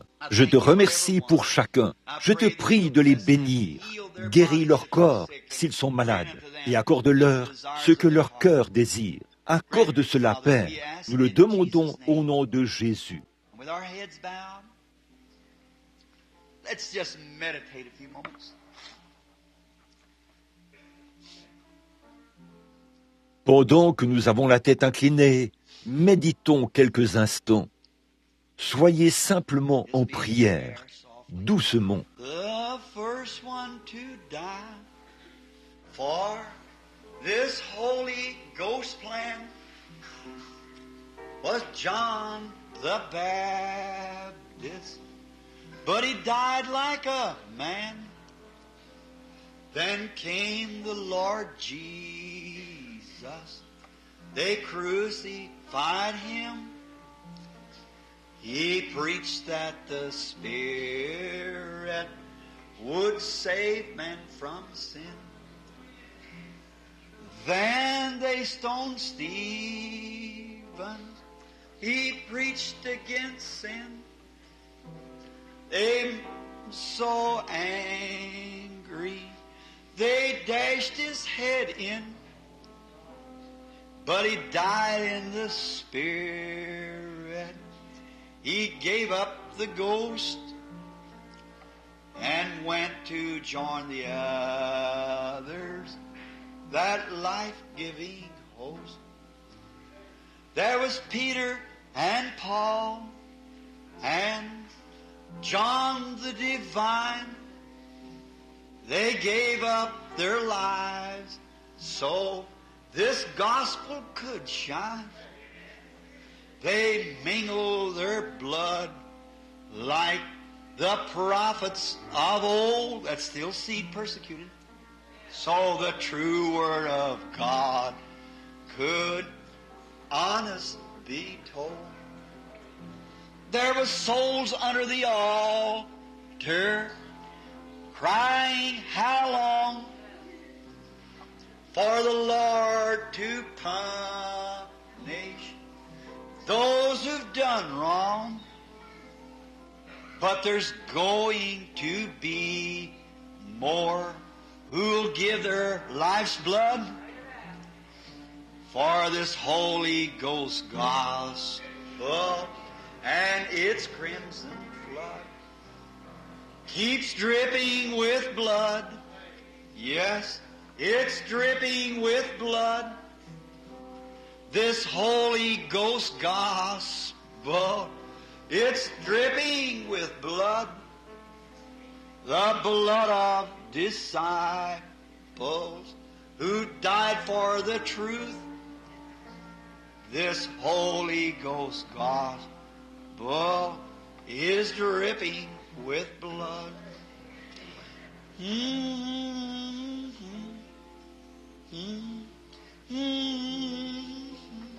Oh God. Ô Dieu, Come, viens, Lord Seigneur Jésus, façonne-nous maintenant, alors que nous sommes humbles devant toi. Take all indifference from our lives, Ôte toute indifférence de nos vies, de nos cœurs, pendant que la douceur de l'esprit semble donner de la couleur à nos yeux. Dieu qui prend sa parole maintenant et qui l'arrose. Nous sommes si heureux que tu nous aies inclus, Père, et que tu aies fait de nous des porteurs de l'Évangile. Nous prions pour tous les besoins dans l'Église. Nous prions pour notre pasteur bien-aimé. Ô Dieu, un serviteur fidèle, qui ne se lasse jamais, toujours prêt à agir. Parle à son cœur aujourd'hui et fais-lui savoir qu'il y en réserve là-bas une grande récompense qui attend ses pasteurs fidèles quand ils seront réunis là-bas de l'autre côté, avec tous les rachetés. Bénis les autres pasteurs, les missionnaires et les membres du corps de Christ partout. Pardonne-nous nos manquements, Seigneur. Et maintenant, s'il y a un besoin dans nos cœurs, Seigneur, ne veux-tu pas nous bénir pendant que tu es présent? S'il y a de la maladie parmi nous, Seigneur, il se peut que quelqu'un qui est venu de notre petite église aujourd'hui, il a regardé là-bas et a vu le calvaire, a vu là où se trouve la vraie postérité, celle que Satan pensait pouvoir détruire par la mort. Mais Dieu l'a ressuscité. Il ne peut tout simplement pas le faire. Dieu a fait une promesse et Dieu s'en tient à sa promesse. Et chaque promesse est vraie. Tu nous as promis la vie éternelle et nous l'avons, nous la ressentons. Il y a en nous quelque chose qui agit et que nous ne pouvons pas expliquer. Oh Dieu, au milieu des ennuis, nous sentons que quelque chose tient bon là-bas. Reste bien tranquille. Il se peut que des orages frappent la postérité et que le navire fasse tomber notre petite barque. Tu nous feras un chemin par-dessus, en dessous, à côté ou à travers cela, d'une manière ou d'une autre. Alors, nous nous appuyons entièrement sur la parole, Seigneur. Je prie maintenant que si quelqu'un est malade ici, dans la réunion, que cet esprit qui est dans le bâtiment en ce moment descende dans un grand amour et dise « Mon enfant, me voici. Je suis le Père qui t'a créé. C'est moi qui ai fait sortir de la terre des éléments qui t'ont formé et fait de toi ce que tu es. Satan essaie de s'immiscer dans mon œuvre. Empare-toi de ma promesse, mon enfant. Et je fais cette prière de la foi en croyant que tu es ici. Que tes mains, Seigneur, s'étendent pour toucher chaque cœur et que la maladie quitte les gens. Je réprime les démons, le démon de l'oppression, le démon de la peur, le démon de toutes sortes de maladies. Tu as dit, en mon nom, ils chasseront les démons. Dans l'unité de cette Église et de cet esprit ce matin, nous chassons des gens tous les démons, afin que nous repartions d'ici purifiés par le sacrifice du Seigneur Jésus, alors que nous l'acceptons humblement. Bénis-nous dans les activités à venir. Bénis-nous dans tout ce que nous faisons. Accompagne les ministres, les évangélistes et les missionnaires en leurs lieux respectifs, Seigneur. Accorde-nous de nous rencontrer un jour à tes pieds. Et là, nous déposerons nos trophées. Ô Dieu, il y en aura de toutes sortes. Il y aura l'homme blond, l'homme jaune, l'homme noir. Tous ensemble, nous dirons, Seigneur, les voici. Oh, quel jour de réjouissance ce sera. Travaillons pendant qu'il fait jour, car la nuit vient où personne ne pourra travailler.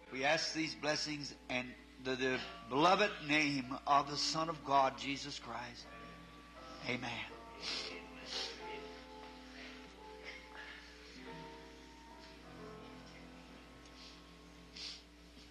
Nous demandons ces bénédictions au nom du bien-aimé Fils de Dieu, Jésus-Christ. Amen. All things are possible. Only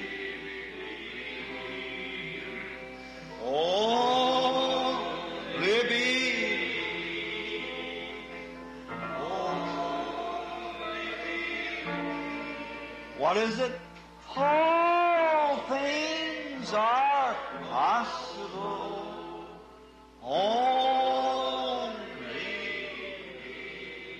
Combien avaient un besoin et peuvent croire maintenant même? Levez la main et dites, maintenant je reçois. Now I receive. Now I receive. All things are possible. Now I receive. Now I receive. Now I receive. All things are possible. Now I receive. Now let's just bow our heads just a moment now. Maintenant, courbons la tête juste un instant. Continuez simplement, sœur, au piano, si vous le voulez bien. You're receiving. Est-ce que vous le recevez? You say, Brother Branham, I've been Vous dites, frère Branham, ça fait un moment que je suis malade. Il y a quelque chose qui me semblait impossible à vaincre. Des gens ont prié pour moi.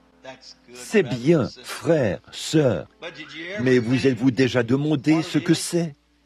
C'est cette petite promesse qui vous a été donnée. Tout est possible à celui qui croit.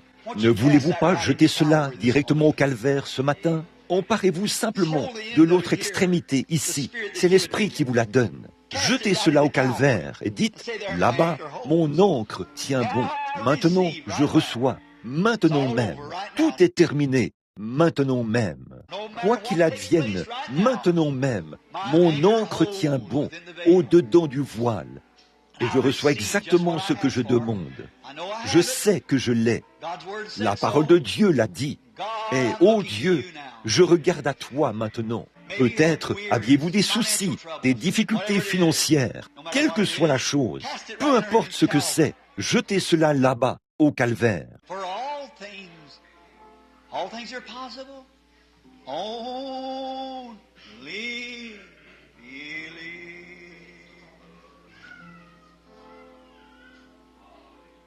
Just Laissez let it simplement soak cela in. pénétrer, tout doucement. N'est-ce pas merveilleux? Ce moment du service, c'est mon moment. La parole a été semée, voyez-vous. Maintenant, Dieu est en train de l'arroser. Ne sentez-vous pas cet apaisement, ce rafraîchissement qui émane de la présence de Dieu, qui descend et qui l'arrose et qui dit, maintenant, mon enfant, voici, je viens avec ma parole. J'honore ma parole. Je veille sur elle jour et nuit et je l'arrose maintenant dans ton cœur. Ne peux-tu pas simplement m'accepter et croire en moi? For all things what are possible. Only believe.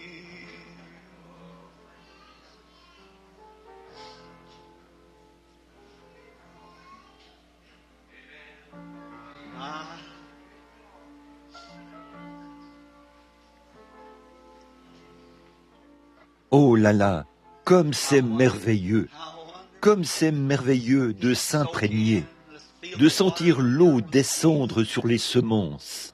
Qu'est-ce que c'est? La semence du juste, elle a été semée dans votre cœur. C'est la parole de Dieu. C'est ça, la semence. C'est le Saint-Esprit, la semence que Dieu a promise au commencement. Vous êtes la postérité d'Abraham.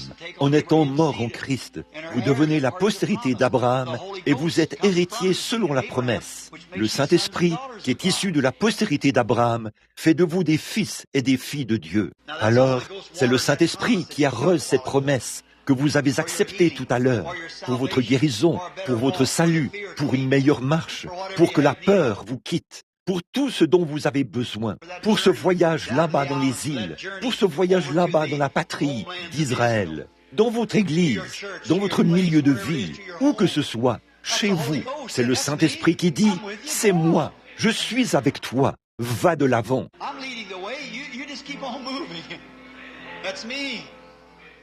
Je t'ouvre le chemin, toi, continue simplement à avancer. C'est moi.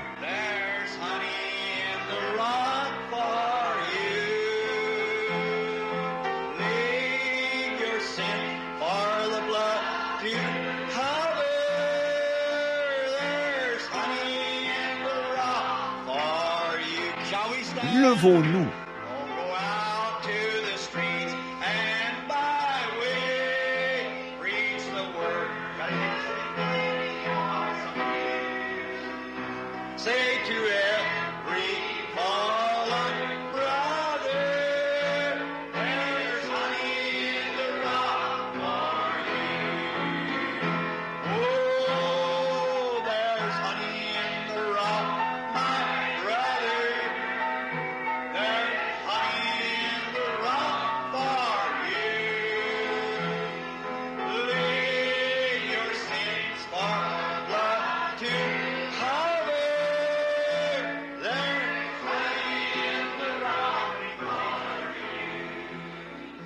Maintenant, écoutez, je ne veux pas que vous partiez tout de suite.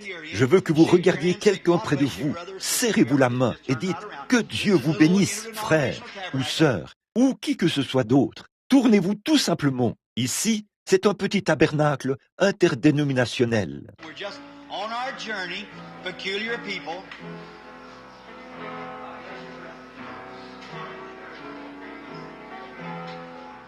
Nous sommes simplement un peuple acquis qui fait route. Très bien.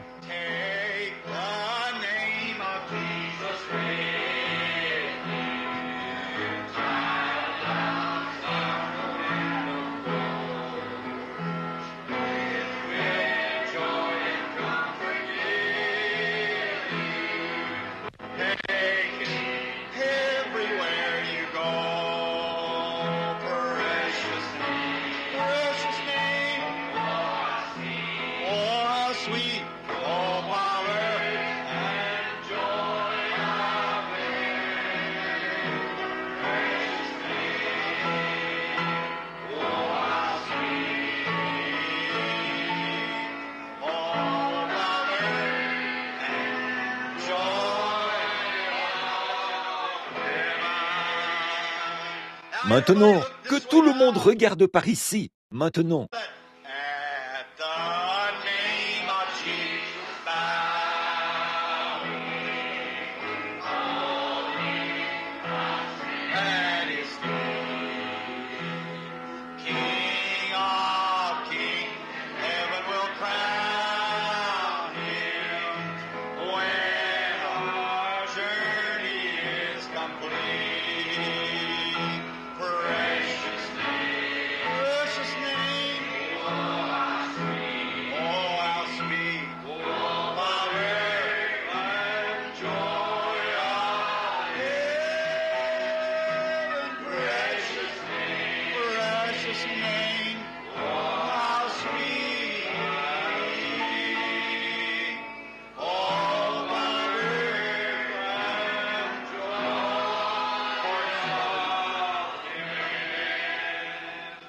Maintenant, courbons la tête devant le Seigneur Jésus. Ça a été un grand jubilé, une grande fête. une fête pentecôtiste sur la parole et sur les choses de Dieu, sur son Saint-Esprit. Nous voulons prier pour que Dieu bénisse nos frères missionnaires qui partent maintenant pour les champs de mission, que Dieu leur donne du succès et les mène droit au but. Nous vous faisons une promesse. Nous prierons pour vous, mes frères et sœurs, leurs femmes, leurs proches. Imaginez un peu ce que ces femmes endurent. Je le sais, par ma propre femme. Les pasteurs qui sont ici, frère Jackson, et je suppose que frère Biller est là, au fond, et beaucoup d'autres pasteurs. Teddy, qui se trouve ici, un jeune ministre. Beaucoup d'autres qui sont ici. Nous prions simplement pour que les bénédictions de Dieu soient sur vous. Il y a ici un jeune frère de l'Église de Dieu que nous allons rencontrer cet après-midi. Nous prions que les bénédictions soient sur lui. C'est un évangéliste, je crois. N'est-ce pas, frère?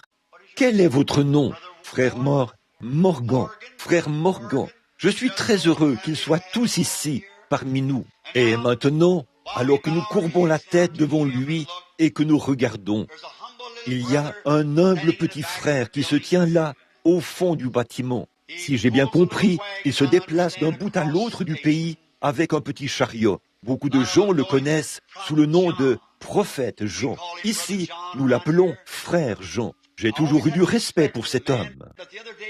Mais l'autre jour, j'ai rendu visite à des amis à moi, ses frères, sœur Jimmy O'Neill, à Sellersburg. C'est le gendre de frère et sœur Green. Ils sont présents ce matin. Frère Jean était passé chez eux et il me disait qu'il était un vrai gentleman chrétien. Et ils m'ont raconté sa vie, d'après ce qu'il leur avait dit, combien il avait traversé de dures épreuves. Et il a eu une vie difficile. Nous allons lui demander ce matin s'il veut bien terminer la réunion et demander à Dieu la bénédiction pour cette assemblée. Voulez-vous le faire pour nous, frère Johnny, comme nous courbons tous la tête? Et frère Jean, si vous le voulez bien, terminez la réunion par un mot de prière.